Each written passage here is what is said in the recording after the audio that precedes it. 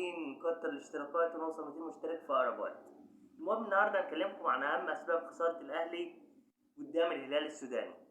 ليه الاهلي خسر قدام الهلال السوداني؟ بسبب خطأ فادح ساذج من الشناوي. اللاعب يشوط الفاول، الكوره زي ما حضراتكم شفتوا دخلت جون، الشناوي بيروح يمها تدخل جون. يعني سبب خساره الاهلي هو الشناوي في الاول واللاعبين. الدفاع علي معلول، محمد هاني، عبد المنعم، ياسر ابراهيم. ده عندك في خط النص عدم سيطره على نص الملعب من ديونج، من حمدي فتحي.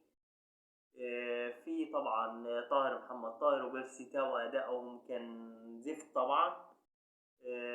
في مين تاني؟ في حسين الشحات واحمد عبد القادر اللي كانوا متألقين جدا في الفتره اللي فاتت. الفتره دي الماتش ده ما جاموش بالدور المطلوب منهم، وكان ممكن النتيجة تتضاعف تبقى 2-0 أو 3-0 للهلال السوداني، علشان لولا ضربة الجزاء اللي هي تألق فيها الشناوي، صد ليها وكفر عن ذنب الهدف اللي دخل بسببه وراح صد ضربة الجزاء.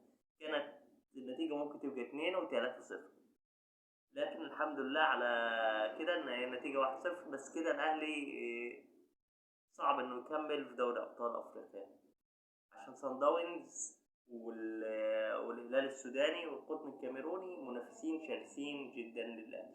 شكرا.